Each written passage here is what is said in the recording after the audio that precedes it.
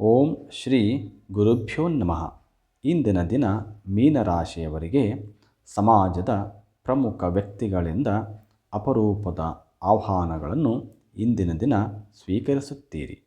ಇಂದಿನ ದಿನ ಕೆಲಸಗಳು ತ್ವರಿತವಾಗಿ ಪೂರ್ಣಗೊಳ್ಳುತ್ತವೆ. ಹಾಗೆಯೇ ಇಂದಿನ ದಿನ ಹಳೆಯ ಸ್ನೇಹಿತರೊಂದಿಗೆ ಭೋಜನ ಮನರಂಜನಾ ಕಾರ್ಯಕ್ರಮದಲ್ಲಿ ಭಾಗವಹಿಸುತ್ತೀರಿ.